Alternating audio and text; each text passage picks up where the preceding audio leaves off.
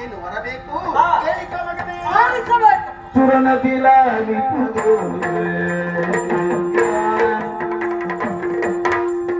ಸುರನದಿಲಾಲಿಪುದು ಸುರಜರ ತುರಿತವಲಿಗಿಪುದು ಸುರಜರ ತುರಿತವಲಿಗಿಪುದು ಹೊರಳೆಯರಿಡಿಯುವುದು ನೀಲಿನಿಯಾಳುವ ಹೊರೆಯೊಳಗಿರಿಯುವುದು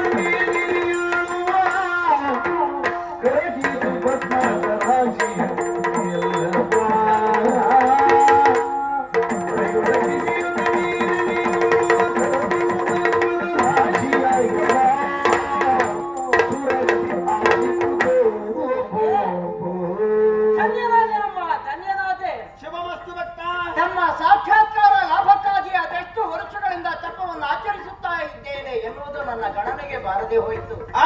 ಆದ್ರೆ ಅಲ್ಲಿರುವಂತಹ ಸಗರನ 60,000 ಸುತರ ಸದ್ಗತಿಗಾಗಿಯೇ ಗುರು ನಿರೂಪದಂತೆ ತಮ್ಮನ್ನು ಸಾಕ್ಷಾತ್ಕರಿಸಿಕೊಳ್ಳುವಲ್ಲಿ ನಾನು ಎತ್ತರವನ್ನು ಮಾಡಿದ್ದಲು ಸಾರ್ಥಕವಾಯಿತು ಎನ್ನುವ ಧನ್ಯತೆ ಮೂಡುತ್ತಾ ಇದೆ. ಹಾಗೆ ಅಳಿದಿರುವಂತಹ ನನ್ನ ಪೂರ್ವಜರ ಸದ್ಗತಿಗಾಗಿ ಸರಗಿಳಿದು ಬರಬೇಕು.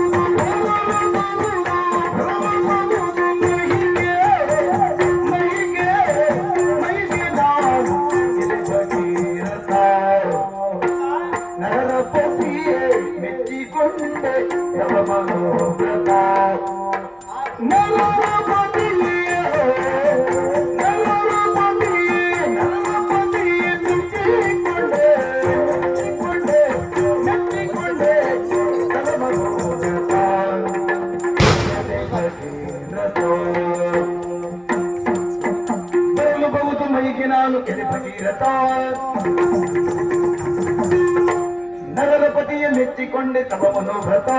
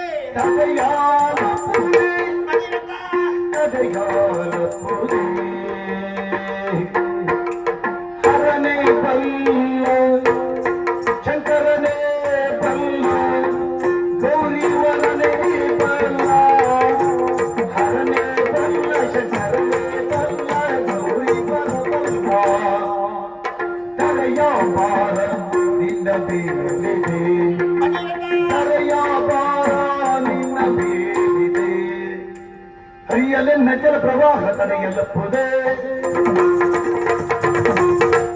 ಹರನೆ ಬಲ್ಲ ತೆರೆಯ ಭಾರ ನಿನ್ನ ಮೇಲಿದೆ ಹರನೆ ಬಲ್ಲ ಚಂದ್ರನೇ ಬಲ್ಲ ಹರನೆ ಬಲ್ಲ ಚಂದ್ರನೇ ಬಲ್ಲ ತೆರೆಯ ಭಾರ ನಿನ್ನ ಮೇಲಿದೆ ನಿನ್ನ ಮೇಲಿದೆ ಸಬಬ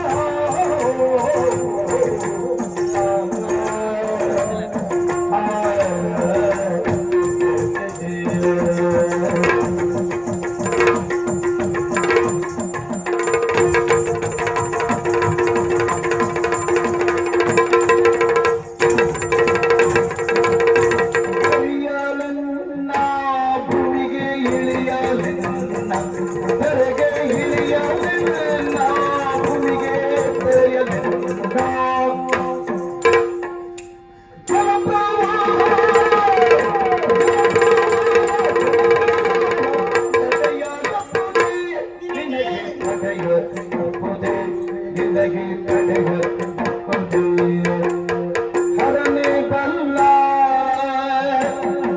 ಶಂಕರನೆ ಬಲ್ಲ ಗೌರಿ ಬರನೆ ಬಲ್ಲ ಶರಣೆ ಬಲ್ಲ ಹರೆಯ ಬಾರ ನಿನ್ನ ಮೇಲಿದೆ ಎಲೆ ಭಗೀರಥ ಎಲೆ ಭಗೀರಥ ತವ ಮನೋರಥ ತವ ಮನೋರಥ ಎಲೆ ಭಗೀರಥ ಎಲೆ ಭಗೀರಥ ತವ ಮನೋರಥ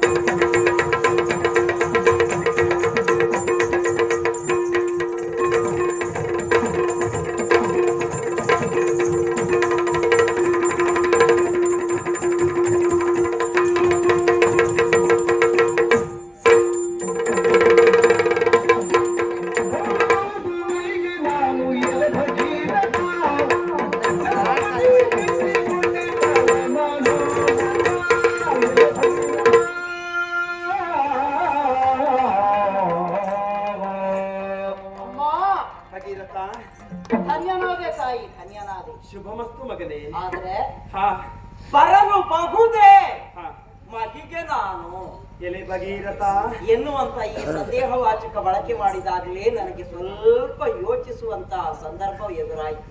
ಹಾ ಯಾಕಮ್ಮ ಈ ಮಾತು? ಮಗನೇ, ಬರಲು ಬಹುದು ಮಹಿಗೆ ನಾನು ಹ್ಮ್. ಎಲೆ ಭಗೀರಥ ಆ, ತವ ಮನೋರಥ. ನನ್ನ ಮನೋರಥಕ್ಕೆ ಅನುಗುಣವಾಗಿ ಬರಲು ಬಹುದೇ ಎನ್ನುವಂತ ಪ್ರಶ್ನೆ ಯಾಕೆ? ನೇರವಾಗಿ ನಿರ್ಧಾರ ಇಲ್ಲ ಭಗೀರಥ. ಆ, ಬರಲು ಬಹುದು ಅಂತ ಹೇಳ್ಬಹುದಿತ್ತು. ಆ, ನೇರ ನಿರ್ಧಾರ ಆದ್ರೆ ಆ, ಬಹುದೇ ಆ, ಎನ್ನುವ ಹಾಗೆ ಪ್ರಶ್ನಾರ್ಥಕದು. ಯಾಕೆ? ಮಗನೇ, ಆ, ನಿನ್ನ ಮನಸ್ಥಿತಿ ಎಂತದ್ದು, ಹ್ಮ್, ನಿನ್ನ ಶಕ್ತಿ ಸಾಹಸ ಎಂತದ್ದು, ಆ, ತಪಸ್ಸಿನ ಒಲುಮೆ ಎಂತದ್ದು, ಹ್ಮ್. ಬಲುಮೆ ಎಂತದ್ದು, ಹ್ಮ್. ಎನ್ನುವಾಗೆ ಚೆನ್ನಾಗಿ ಅರ್ಥ ಮಾಡಿಕೊಂಡಿದ್ದೇನೆ ಮಗನೇ. ಹೌದು. ಯಾವುದೇ ಒಬ್ಬ ವ್ಯಕ್ತಿ ಹಾ, ತಪಸ್ಸನ್ನು ಆಚರಿಸುವುದೇ ಮುಖ್ಯ ಅಲ್ಲ. ಅಲ್ಲ. ತಪೋ ಅಂತ ಹೇಳಿದ್ರೆ ಪ್ರಭಾವ, ಅದರ ಮಹಿಮೆ ಇದ್ದದ್ದು. ಹೌದು. ತಪೋ ಅಂತ ಹೇಳಿದ್ರೆ ತನ್ನನ್ನೇ ತಾನು ದಹಿಸಿಕೊಳ್ಳುವಂತಹದ್ದು. ಹೌದು. ತಪಸ್ಸು ಅಂತ ಹೇಳಿದ್ರೆ ಹಾ, ಜ್ವಾಲೆ. ಹ್ಮ್. ಸಾಮಾನ್ಯ ಒಬ್ಬ ವ್ಯಕ್ತಿ ಹ್ಮ್. ಒಂದು ಹೊತ್ತಿನ ಊಟ ಬಿಟ್ಟು ಹಾ, ವ್ರತವನ್ನು ಆಚರಿಸಿದ ಅಂತ ಹೇಳಿದ್ರೆ ಹಾ. ಅದು ವಿಶೇಷವಾದ ತಪಸ್ಸು ಅಂತ ಆಗುವುದಿಲ್ಲ. ಆಹಾ. ಸಾವಿರಾರು ಲಕ್ಷೋಪಲಕ್ಷ ಮಂದಿಗೆ ಹಾ. ಅನ್ನ, ಆಹಾರ, ವಸತಿ ಎಲ್ಲವನ್ನೂ ಕೊಟ್ಟು ವ್ಯವಸ್ಥಿತವಾದ ವ್ಯವಸ್ಥೆ ಮಾಡುವಂತ ಚಕ್ರವರ್ತಿಯ ಮನೆತನದವರೀರು. ಹ್ಮ್.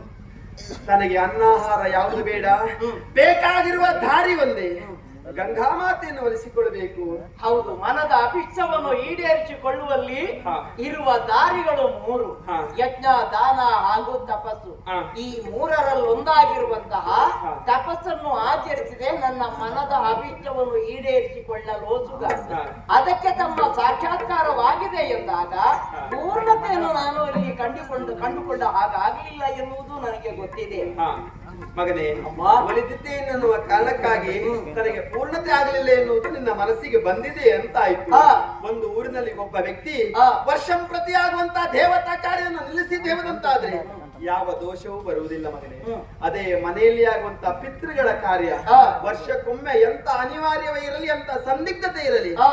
ಆತ ನಿಲ್ಲಿಸಿದ್ದೇ ಹೌದು ಅಂತಾದ್ರೆ ದೇವರ ಶಾಪ ಕೋಪಕ್ಕಿಂತಲೂ ಹಾ. ಪಿತೃಗಳ ಕೋಪ ಶಾಪವೇ ಹಿರಿದಾದದ್ದು ಮಗನೇ. ಹೌದು. ಆದ್ದರಿಂದಲೇ ಶ್ರದ್ಧೆಯಿಂದ ಮಾಡಬೇಕು ಎನ್ನುವಂತಹದ್ದಲ್ಲವೇ, ಮಗನೇ. ಶ್ರದ್ಧೆಯಿಂದ ಆಚರಿಸುವಂತಹದ್ದು ಎನ್ನುವ ಕಾರಣದಿಂದಲೇ ಅದನ್ನು ಶ್ರಾದ್ದ ಎಂದು ಕರೆಯುವುದಲ್ಲವೇ. ಹೌದು ಮಗನೇ. ಹಾ.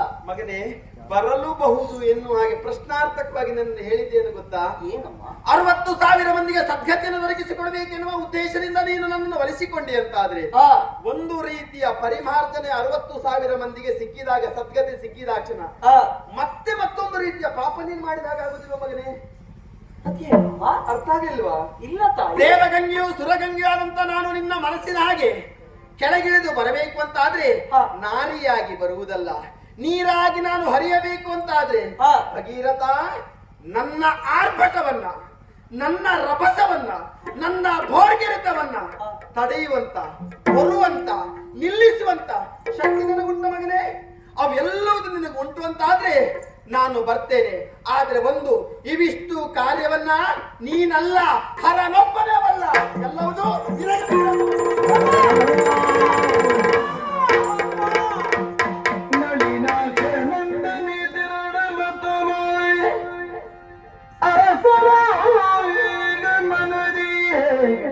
ಚಿಂತಿಸಿಯೇ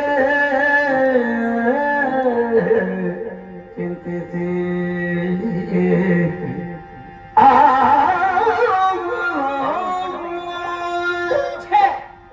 ಕೈಗೆ ಬಂದ ತುತ್ತು ಬಾಯಿಗೆ ಸಿಗದಂತಾಯ್ತು. ನನ್ನ ಕಾರ್ಯ ಆಗುತ್ತದೆ ಎನ್ನುವುದಾಗಿ ನಾನು ಯೋಚನೆಯನ್ನು ಮಾಡಿದ್ರೆ, ಸಂತಸವನ್ನು ಹೊಂದಿದ್ರೆ ನನ್ನ ಮಹಾಪ್ರವಾಹವನ್ನು ನೀನು ತಡೆಯಬಲ್ಲಯ್ಯ. ಕಟ್ಟೊಡೆದಿರುವ ಮಹಾಪ್ರವಾಹವನ್ನು ಸಿಕ್ಕ ಎಲ್ಲವನ್ನು ಕೊಂಚೊಯ್ಯುವ ರೀತಿಯಲ್ಲಿ ಆ ರಭಸದಲ್ಲಿ ತೆರೆಗಿಳಿದು ಬಂದದ್ದು ಹೌದಾದ್ರೆ ಜಗದ ಸಮಸ್ತವನ್ನು ಕೊಚ್ಚೊಯ್ಯುವುದರಲ್ಲಿ ಅನುಮಾನವೇ ಇಲ್ಲ. ಆಕೆಯ ಆ ವೇಗವನ್ನು ನಿಯಂತ್ರಿಸುವುದಕ್ಕೆ ನನ್ನಿಂದ ಸಾಧ್ಯವಾಗಿದೆ. ನನ್ನ ಅಳಿದಿರುವ ಪಿತೃಗಳಿಗೆ ಸದ್ಗತಿಯನ್ನು ದೊರಕಿಸಿಕೊಡುವ ಪ್ರಯತ್ನವನ್ನು ನಾನು ಮಾಡಿದ್ರೆ ಉಳಿದ ಸಮಸ್ತವನ್ನು ನಾನು ನಾಶ ಮಾಡಿದ ಹಾಗಾಗ್ತದೆ ಎನ್ನುವ ಎಚ್ಚರಿಕೆಯ ಮಾತನಾಡಿ ಹೋದಳಲ್ಲ ಗಂಗಾ ಮಾತೆ. ಕೊನೆಗೊಂದು ಸೂಚ್ಯವಾಕ್ಯವನ್ನು ಆಡಿದ್ದಾಳೆ, ಹರನೋರ್ವ ಬಲ್ಲ. ಹಾಗಾದ್ರೆ ಈಗ ಕುತ್ತಲ ಹರನೋರ್ವ ಬಲ್ಲ ಎನ್ನುವುದಾಗಿ ನನಗೆ ಅವಳು ತಿಳಿಸಿದ್ದಾಳೆ ಅಂತ ಆದ ಮೇಲೆ ನನ್ನಿಂದ ಇದಕ್ಕುತ್ತರವನ್ನು ಕಂಡುಕೊಳ್ಳುವುದಕ್ಕೆ ಸಾಧ್ಯವಾಗದಿದ್ದರೆ ಏನಾಯ್ತಂತೆ? ಹರನನ್ನು ಕಂಡುಕೊಳ್ಳುವಲ್ಲಿ ನಾನು ಶಕ್ಯನಾಗುವುದಿಲ್ಲವೇ?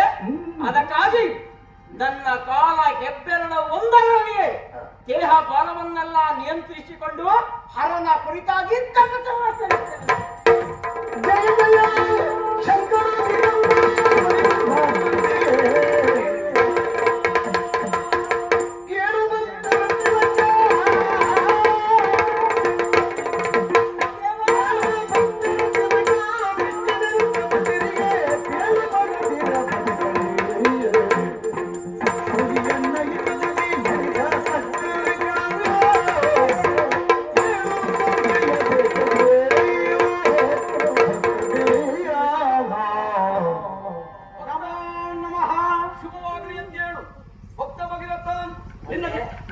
ಕಲ್ಮಶವಾದಂತ ಭಕ್ತಿಗೆ ನಾನು ಮೆಚ್ಚಿದ್ದೇನೆ. ಆ ನನ್ನ ಆಸೆ ಏನೆನ್ನುವುದಾಗಿ ಕೇಳುವುದು ನಾನು ಬಯಸುವೆನು. ಮಹಾದೇವನೇ ಆಕಾಶ ಗಂಗೆಯಿಂದ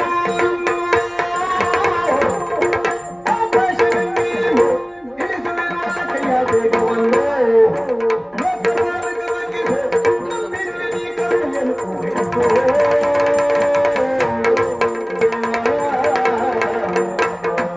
ಅಳಿದ ಪಿತೃಗಳ ಸದ್ಗತಿಗಾಗಿ ಆಕಾಶ ಗಂಗೆಯನ್ನೇ ಧರೆಗಿಳಿಸುವ ಯತ್ನವನ್ನು ಮಾಡಿದವನು ನಾನು. ಅದರಲ್ಲಿ ಒಂದು ಪ್ರಮಾಣದಲ್ಲಿ ನಾನು ಸಾರ್ಥಕತೆಯನ್ನು ಕಂಡರೂ ಸಹ ಸಾಫಲ್ಯವನ್ನು ಕಂಡರೂ ಸಹ ಪೂರ್ಣತೆ ಲಭಿಸಲಿಲ್ಲ. ಧರೆಗಿಳಿದು ಬಂದರೆ ನನ್ನ ಮಹಾಪ್ರವಾಹವನ್ನು ನಿಯಂತ್ರಿಸಬಲ್ಲ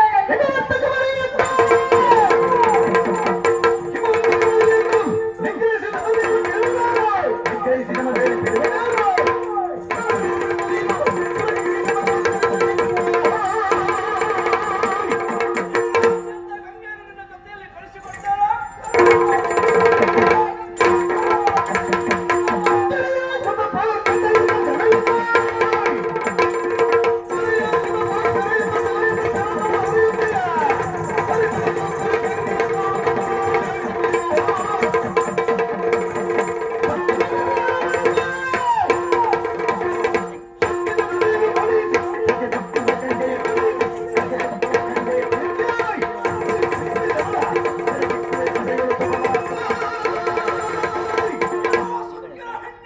ನಿಧಾನವಾಗಿ ಮೂಲಕರು ಸೇರಂತ ಹೇಳಿದ್ರೆ ಕ್ರಮಸವಾಗಿ ನನ್ನನ್ನ ಕೊಚ್ಚಿಕೊಂಡು ಹೋಗುವುದಕ್ಕೆ ಮುಂದಾಗುತ್ತಾ ಇದ್ದೆ ಅಂತಂದ್ರೆ ನಿನ್ನನ್ನು ಬಿಡಲಾರೆ. ತನ್ನ ಚಕ್ಕೆಯಿಂದ ಹಿಡಿದು ಮುಡಿಯಲ್ಲಿ ಬಂಧಿಸಿ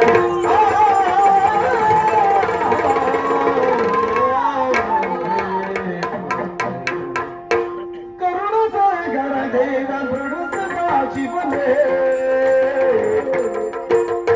ಕರುಣ ಸಾಗರ ದೇವ ಮೃಡ ಸದಾ ಶಿವನೇ ಪುರಯು ಶಂಕರ ನೀನೆ ಗತಿಯು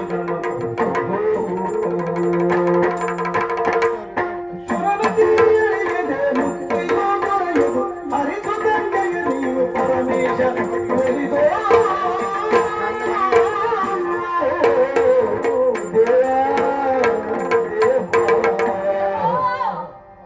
ಏನು ಸಾಧನೆ ಮಾಡಿದ ಹಾಗಾಯ್ತು ಸ್ವಾಮಿ. ಲೋಕಕ್ಕೆ ಸದಾಕಾಲ ಒಳಿತನುಂಟು ಮಾಡುವವನು ನೀನು ಎನ್ನುವ ಕಾರಣದಿಂದ ನಿನ್ನನ್ನು ಶಂಕರ ಎನ್ನುವುದಾಗಿ ಕೊಂಡಾಡುವುದಲ್ವೇ. ಶುಭಂ ಕರೋತಿ ಇತಿ ಶಂಕರ. ಆದರೆ ಸದಾ ಶುಭಪ್ರದನಾಗಿಯೇ ಕಂಗೊಳಿಸಬೇಕಾಗಿರುವಂತಹ ನೀನಿಂದು ನನಗ್ಯಾಕೆ ಒಗಟಾಗಿ ಪರಿಣಮಿಸುತ್ತಾ ಇದೆ ತಂದೆ? ಗಂಗೆ ಹರಿಯದೆ ನನ್ನ ಪಿತೃಗಳಿಗೆ ಸದ್ಗತಿ ದೊರಕುವುದಿಲ್ಲ.